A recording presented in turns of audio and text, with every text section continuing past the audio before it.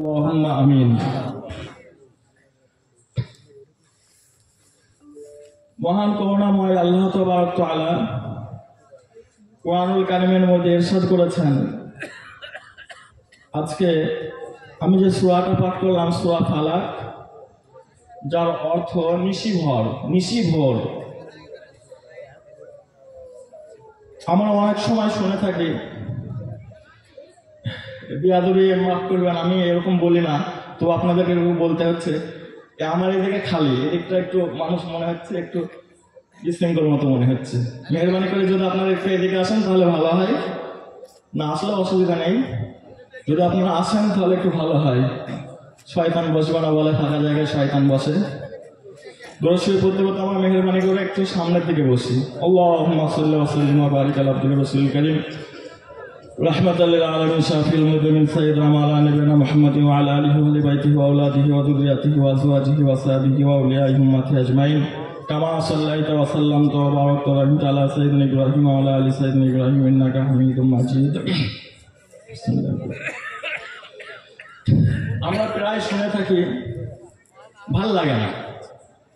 অনেক ভাই অনেক প্রাচুর্যের মালিক, সম্পদ আছে, ইনকাম সোর্স ভালো আছে, শরীরে তেমন কোনো রোগ নেই, এমন কোনো অসুবিধা, এমন কোনো রোগ ধরা পড়ে না। ডাক্তার বাড়ি যায়, বড় বড় সার্জেন দেখায়, তারপরে রোগ ধরতে পারে না।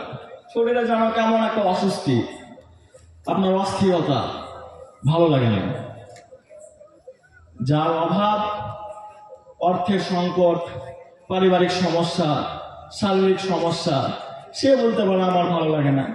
কিন্তু আপনারা এটা আপনারা লক্ষ্য করবেন, সুস্থ শরীরেও ইনকাম সোর্স ঠিক আছে, খাওয়া দাওয়া ঠিক আছে, টাকা পয়সা ঠিক আছে, প্রাচুর্য ধন সম্পদ বিষয় আছে, সবই ঠিক আছে, তারপরেও ভালো লাগে না। এই ভালো যে কেন লাগে না সে নিজেও জানে না, ডাক্তারও ধরতে পারে না। রোগ আছে না এরকম যে আছে।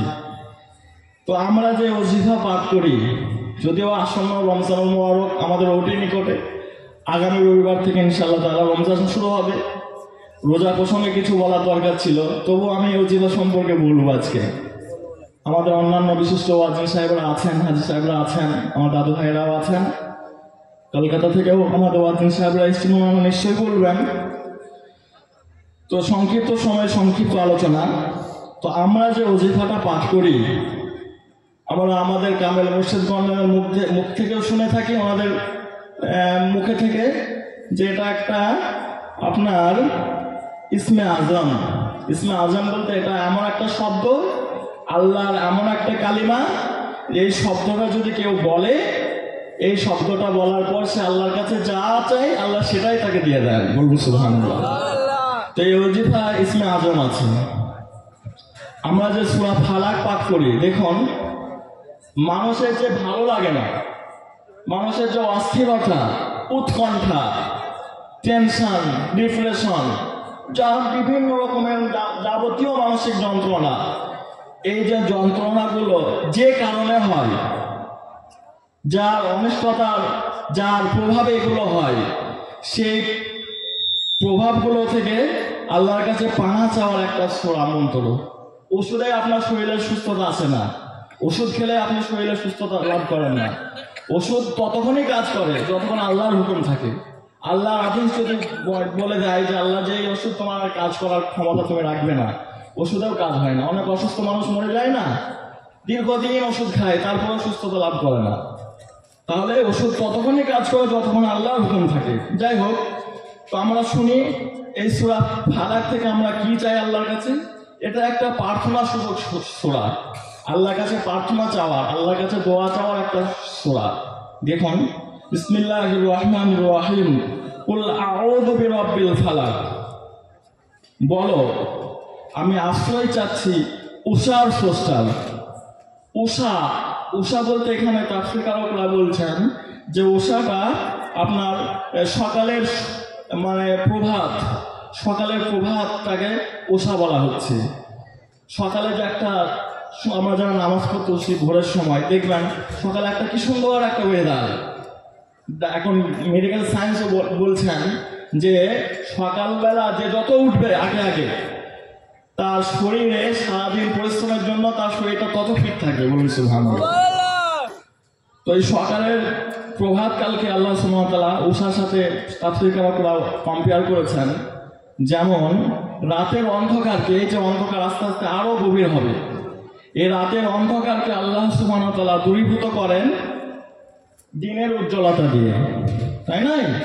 ঠিক অনুরূপ ভাবে ভয় আতঙ্ক দূর করে আশ্রয় প্রার্থীকে আল্লাহ সুবহানাহু ওয়া তাআলা নিরাপত্তাও দান করেন, বলুন সুবহানাল্লাহ। মিন শাররি মা খালাক, এটা একটা ব্যাপক অর্থবোধক বাক্য। এই বাক্যটি দ্বারা বোঝানো হয়েছে মিন শাররি মা খালাক, তিনি যা সৃষ্টি করেছেন তার অনিষ্টতা হতে, আর তিনি যা সৃষ্টি করেছেন তার অনিষ্টতা হতে আল্লাহর কাছে পানা চাই। এটা যারা পাঠ করে এই মিন শাররি মা খালাক, এটা একটা আয়াত, একটা শব্দ, ছোট আয়াত। এই আয়াতের দ্বারা আল্লাহ সুবহানাহু ওয়া তাআলা জাহান্নাম, শয়তানের বংশধর, যাবতীয় অনিষ্টতা যাদের কারণে হয় সেখান থেকে এই বাক্য দ্বারা, এই আয়াত দ্বারা তার থেকে পানা চাওয়া হয় আল্লাহর কাছে, বলুন সুবহানাল্লাহ। কেননা জাহান্নাম আল্লাহ সৃষ্টি করেছেন, শয়তানও আল্লাহ সৃষ্টি করেছেন।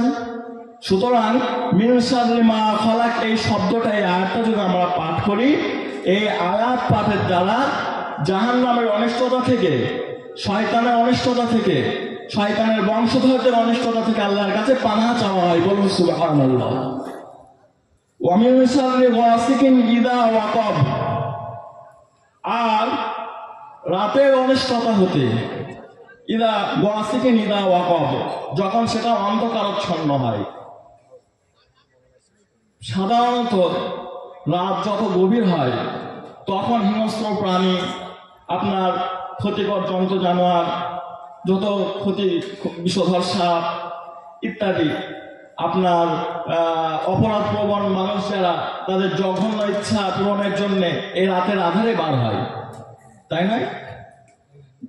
এই রিসেন্টলি কয়েকদিন আগে আপনাদের যদি ব্রহ্মনগর কারো আত্মীয় থাকে জিজ্ঞেস করবেন, আমাদের মাদ্রাসার কাছাকাছি একজনের সাথে ডাকাতে এসে নাকি 4 লাখ টাকা ছিনতাই করে নিয়ে গেছে, রাত 12টা 1টার দিকে সম্ভবত।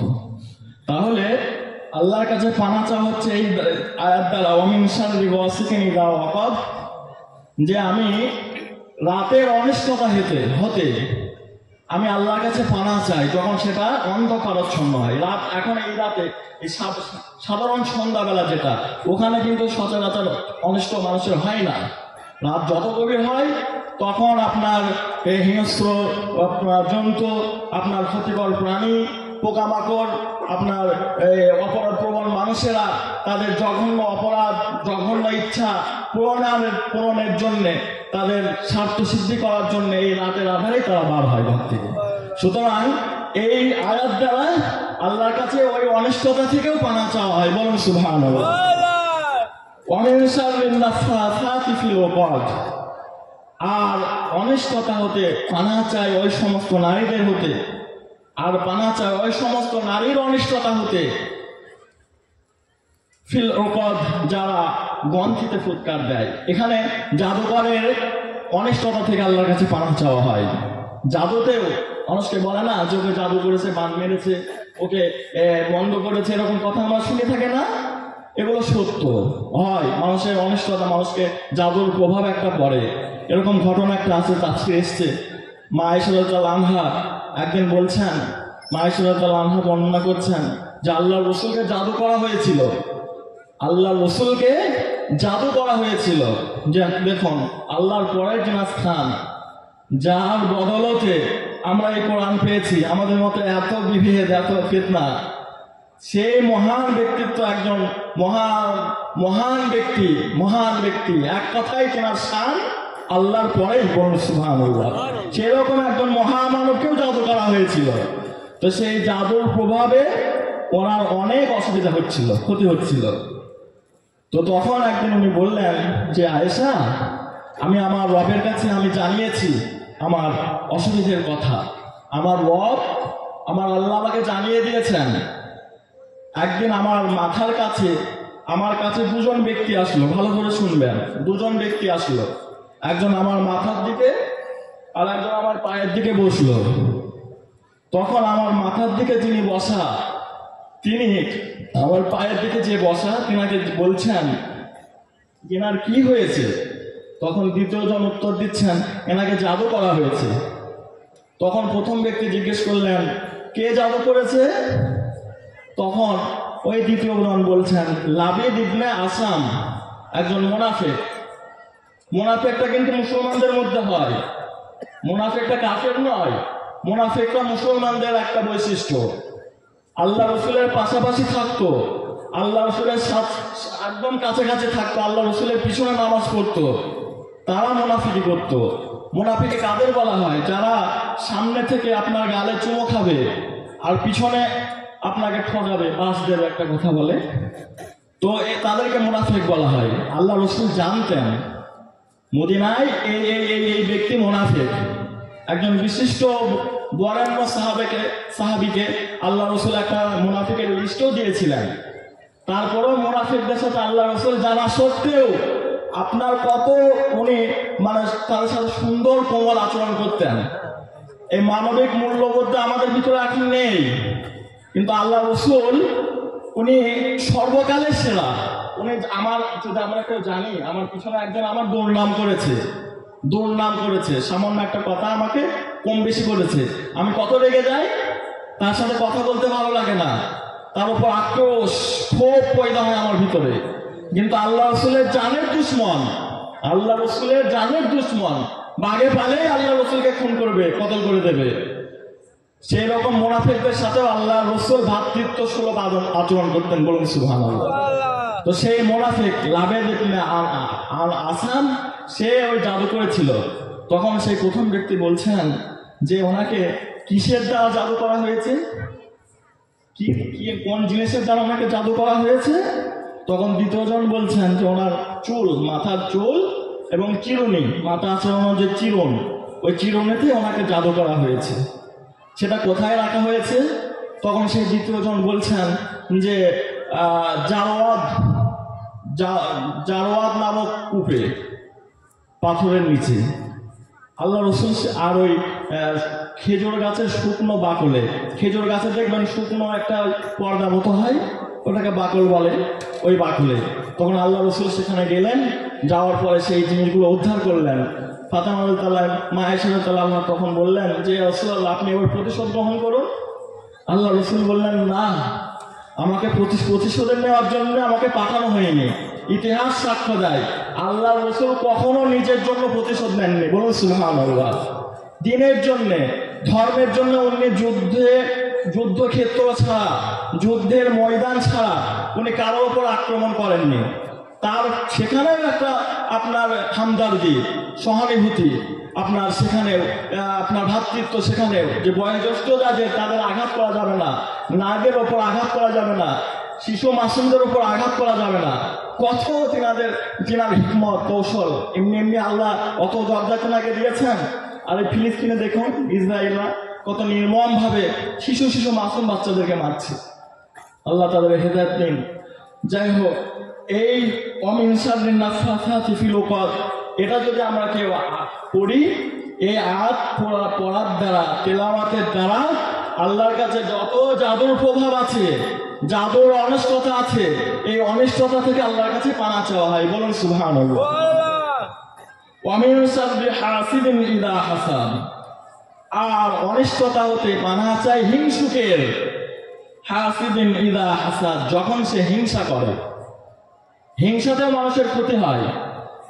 আপনার মাঠে শস্য আছে, ফসল, সুন্দর ফসল, আর একজনের ফসল আরো মাঠে আছে, সে ফসল ভালো হয় না। একজন হিংসা করে আপনার ফসলের ক্ষতি করে দিল। আপনার একটা কোনো জিনিস এক জায়গায় আছে, সেটাকে নষ্ট করে দিল। এই হিংসাতেও মানুষের ক্ষতি হয়। আমরা যদি কারো হিংসা করি কারোর প্রতি, তাতে করেও মানুষের অনিষ্ট, মানুষের ক্ষতি হয়। তার থেকেও পানা চাওয়া হচ্ছে আল্লাহর কাছে পানা চাচ্ছি। হাসিদিন ইযা হাসাদ, মিন শাররি হাসিদিন ইযা হাসাদ। আল্লাহ, তোমার কাছে আমি হিংসুকের অনিষ্টতা হতেও পানা চাই, যখন সে হিংসা করে। কিন্তু এই হিংসাটা দু রকমের। একটা ঈর্ষা বা হারজ, আরবি ভাষা ঈর্ষা, এটা জায়েজ, বৈধ আছে। একজন 50 বিঘা সম্পত্তির মালিক, একজনের 4 তলা বাড়ি, একজনের বাড়িতে 4টে চাকরি, আপনিও আল্লাহর কাছে চাচ্ছেন আল্লাহ আমাকেও দাও, এটা হারজ, এটা জায়েজ আছে। কিন্তু তার অনিষ্ট মানে তার ক্ষতি চাওয়া, তার ক্ষতি কামনা করা, তার ক্ষতি সাধনের চেষ্টা করা, তার ধ্বংস হয়ে যাক, ক্ষতি হয়ে যাক, সে নিমজ্জিত হোক, এরকম আকাঙ্ক্ষা করাটাকে হাসাদ বলা হয়, হিংসা বলা হয়, এটা জায়েজ নাই।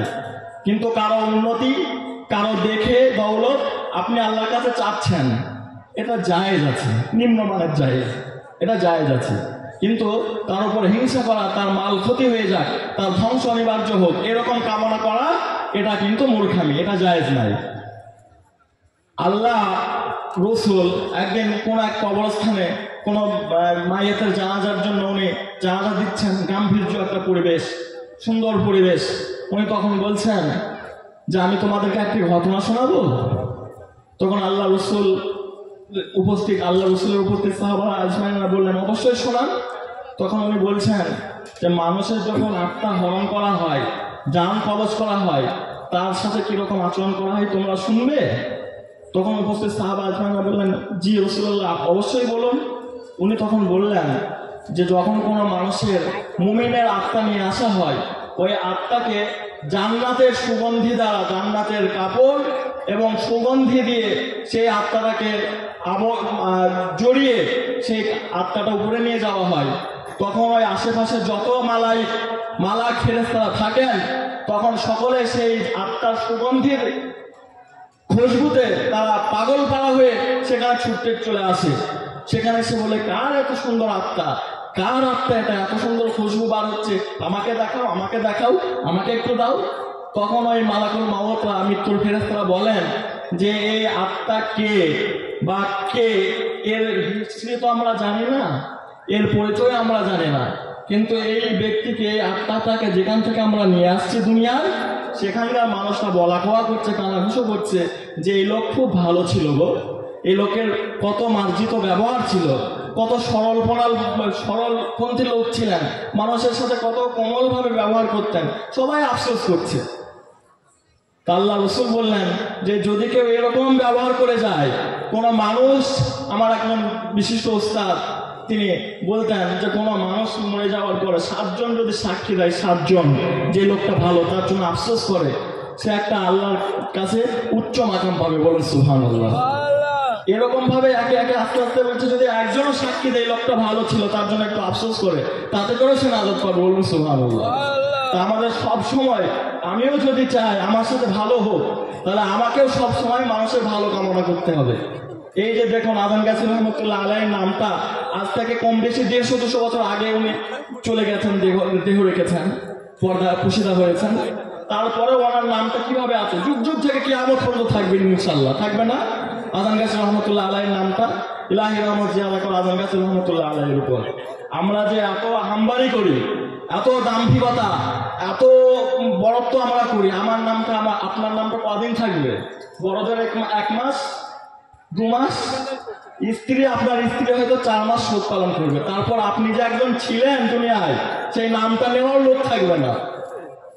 কিন্তু এই আদম গাছী রহমতুল্লাহ নামটা কিয়ামত পর্যন্ত থাকবে, মুয়াজ্জিন রহমতুল্লাহ নামটা কিয়ামত পর্যন্ত থাকবে, সমস্ত ওলি আল্লাহর নাম কিয়ামত পর্যন্ত থাকবে। কেন থাকবে? ইলাহি রহমত জিয়াদা করা তামাম আলমের উপর। সমস্ত মানুষের জন্য কি দোয়া করা সম্ভব? আমরা কি কারো ভালো চাইতে পারি? একই মায়ের পেটের সন্তান, একই জন্মদাতার, একই পেটের ভাই, আমরা আপন ভাই, সে যদি একটু উন্নতি করে তাতেও আমাদের ঈর্ষা হয়, জ্বলন হয়, তাই না?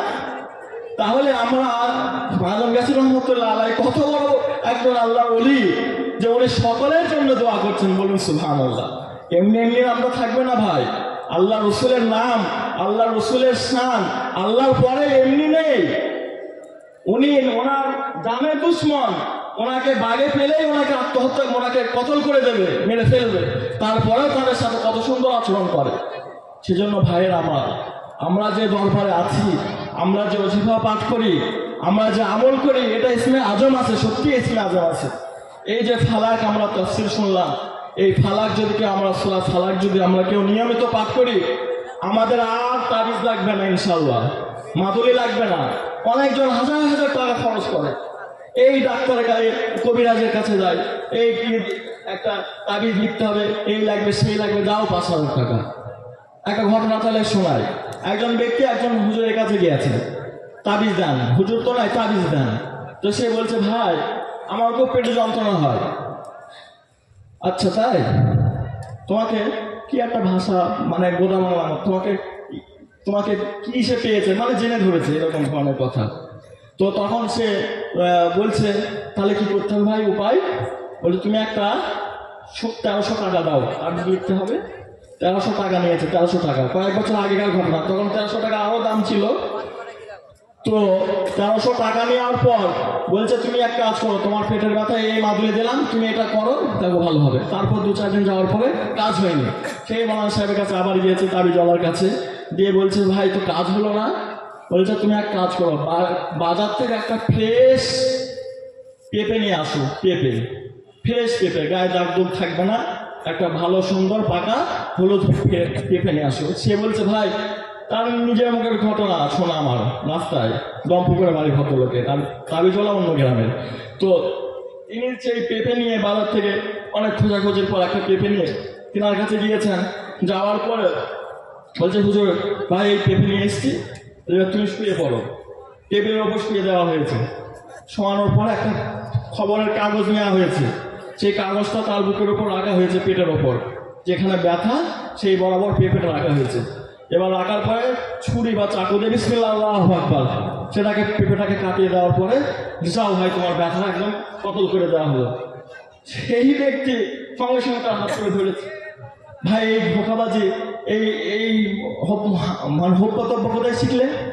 এটা কোথায় শিখলে ভাই? আমাকে কিছু হয়নি, আমাকে কিচ্ছু হলো না। সে বলছে ভাই সে 400 টাকা দিয়ে আবার বেশি পেল না। আমি কাউকে হিংসা করছি না, আমি বোঝাতে চাচ্ছি আপনাদের যে আমরা ওজিফা পাঠ করি। একজন মুফতি সাহেব আমাকে বলেছেন এটা বেদাত, তাহলে সেটা কোরআন শরীফে জানে না। এগুলো আফসোসে বলতে হয়। আমি কারোর প্রসঙ্গে আমার বক্তার শুরুটাই থাকে, আমি সব সময় ভ্রাতৃত্ব মানে মানবিক মূল্যবোধ সামনে রেখে কথা বলার চেষ্টা করি। সবাই আমরা একসাথে থাকবো, এটাই আমার বক্তার মানে মেন আমার কথা বলার মেন উদ্দেশ্য। যদিও আমার জড়তা আছে, কথা বলতে বলতে আমার তুতলিয়ে যায় জবান, বলতে পারি না সেরকম। যাই হোক, তো এইরকম এই সূরা ফালাক, নাস, সূরা ফাতিহা, ইখলাস এগুলো যদি আমরা পাঠ করি, আমরা তো পরকালের পাথেয় সংগ্রহ করছি, পরন্তু আমরা আল্লাহর অশেষ কৃপায় আমরা নিজেরাই মাদুলি বেড়ে যাচ্ছি। বলুন সুবহানাল্লাহ। আমাদের কারো কাছে যেতে হবে না, কারো তো মাদুলি লাগবে না, কারো তাবিজ লাগবে না ইনশাল্লাহ। আপনি আমল করুন, 1 সপ্তাহ আমল করুন, আপনি খালেদ আল্লাহর ওয়াস্তে 1 সপ্তাহ আপনার যাবতীয় আপনার মানে অস্থিরতা, উৎকণ্ঠা, টেনশন, ডিপ্রেশন, যত রকমের পেরেশানি আছে সমস্ত কিছুই আপনার দূর হয়ে যাবে। আপনি মানসিক প্রশান্তি লাভ করবেন, আপনার সংসারে বরকত হবে, আপনার সমস্ত কিছুতে আপনি শান্তি অনুভব করবেন ইনশাআল্লাহ। আল্লাহ সুবহানাহু ওয়া তাআলা আমাদের সকলকে সহিভাবে এই হাক্কি ওজিফা পাঠ করার, কোরআনে ওজিফা পাঠ করার তৌফিক দান করুন। ওলি আল্লাহদের সাথে সুন্দর আচরণ করা, ব্যবহার করার তৌফিক আমাদের সকলকে দান করুন। এবং সব শেষে আমরা সকলেই মিলেমিশে এক হয়ে ভ্রাতৃত্ব অটুট রেখে, সম্প্রীতি বজায় রেখে আমাদের শেষ সম্পদ ঈমান নিয়ে আমরা পরকালে পাড়ি দিতে পারি। আল্লাহ সেই তৌফিক আমাদের সকলকে দান করুন। সকলে বলে আল্লাহুম্মা আমিন, আল্লাহুম্মা আমিন। ওয়া আখিরু দাওয়ানা আলহামদুলিল্লাহি রাব্বিল আলামিন। হাক্কানি দরুদ শরীফ। আল্লাহুম্মা সাল্লি ওয়া সাল্লিম ওয়া বারিক।